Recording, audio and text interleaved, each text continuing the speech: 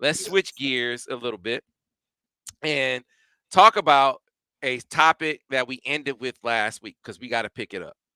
Dame Lillard gets traded to the Milwaukee Bucks, and I was very out front saying I think this makes them the team because now you got a sniper, one of the best point guards, one of the best sniper guards of all time, and an unselfish guy, not a me guy at all, paired with Giannis, who I think is the best player in the game, and a guy who could actually go out there and play some defense against what should have been last year's MVP, right? Nikola Jokic. Like this dude could actually defend the Joker, right? So you got the ingredients to go out there and get it done.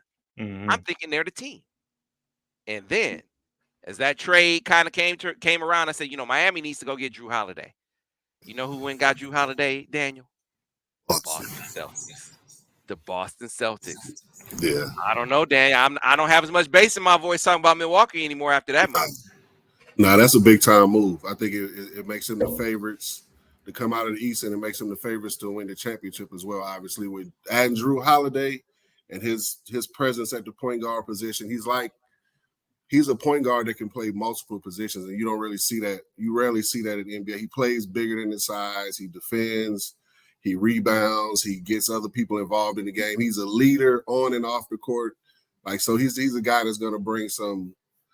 He's going to be a lot more stable at that position than Marcus Smart and the guys they had previously. So I think he's going to that puts them in a championship position. Now in Milwaukee, if Dame buys into playing defense at 33 years old, if he's a good defender at 33 years old, then I would love to see that series because I'm still waiting to see who's going to guard a two-man game between Dame and Giannis in it. So we'll see, man. It's gonna be a great series. I think it's a 6 or 7 game series if they meet up. But at this point, with adding Jrue Holiday, I'm picking Boston.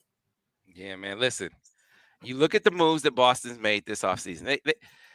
Last year was a transition year for the Celtics because I don't think people had enough respect for how big a deal losing Ime Udoka was for that team.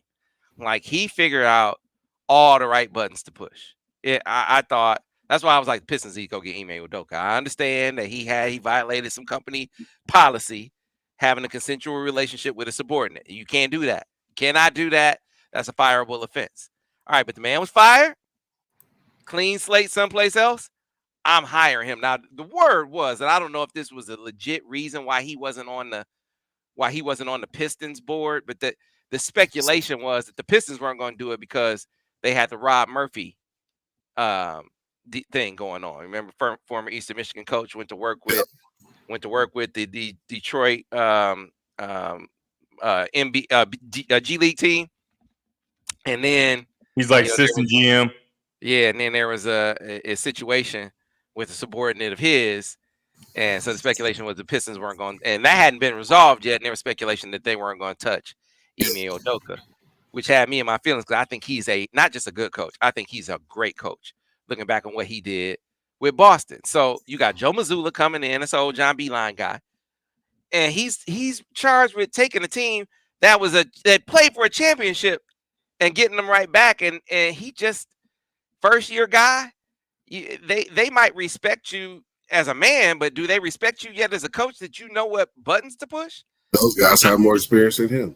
Those guys have more experience than him, and then they wound up being short.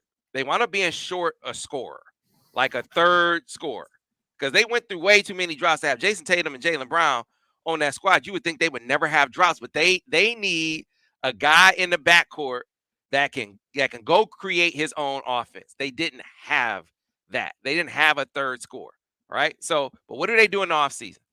They trade Marcus Smart for Kristaps Porzingis. That doesn't give you the guy in the backcourt the catalyst that goes and sets it up, but it does give you a bona fide third scorer. So you shouldn't have those kinds of drops. But you lose a guy who is probably the heart and soul of the team in Marcus Smart. Daniel, they just replaced that. You got a better.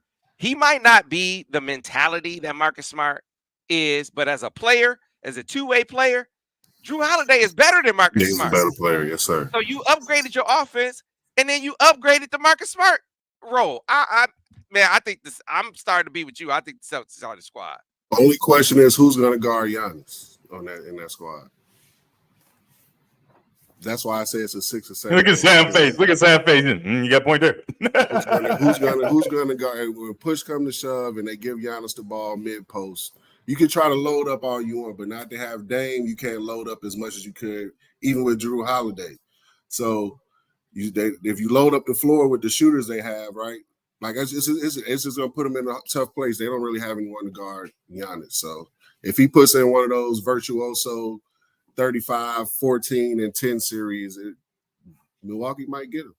Yeah. Hey, and not to mention, Giannis's bag is supposed to be a little deeper this year. Yeah, supposedly. Well, he gonna hit a couple threes. He gonna hit a couple. I don't know about all that. Nah. He made more last year. And if you go back, he's not gonna be dependent on shoot three.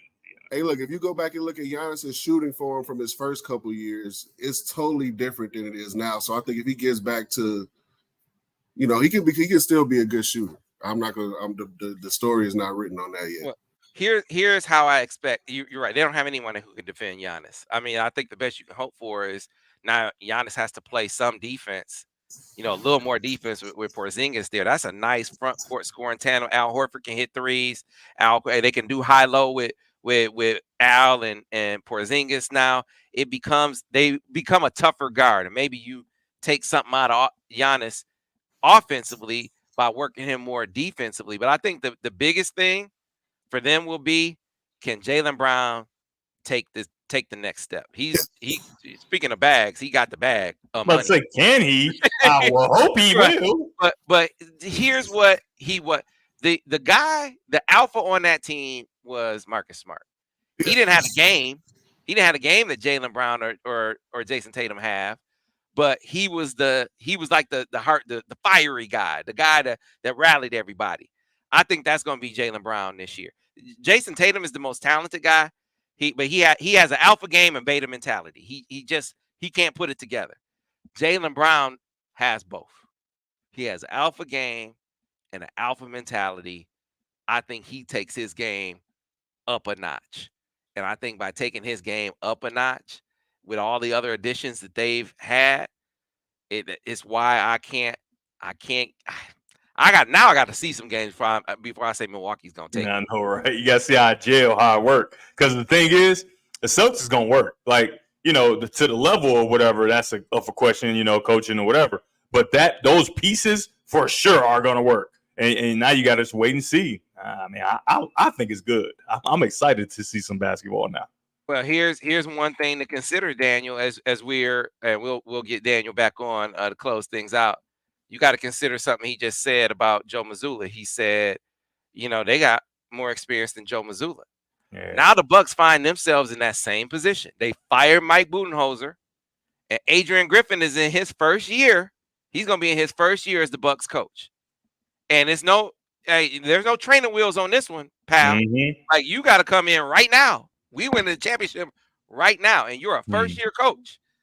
He's in the position that Joe Mazzulla was in last year. The circumstances are different. I think he got a little better situation, though. Yeah, right? it is. You got Giannis, who, in my opinion, he feels unstoppable, right? Like, he not going to be stopped. And then you got a motivated Dame who is already comfortable. Hey, he's the best player. This is the first time I ever played with a player that's better than me, because that was the question. Is it going to jail because Dame is that guy, right? Used to being that guy, and you get with another dude that's that guy. I think that Dame put it out Front Street like, hey, listen, man, I'm ecstatic to play with a player better than me. And so when you drive into the basket and you Giannis and you attracting the entire team and then you kicking that thing to Damian Lillard, I just feel like that how much coaching needs to happen there. You know what I mean? And I think they got a real shot.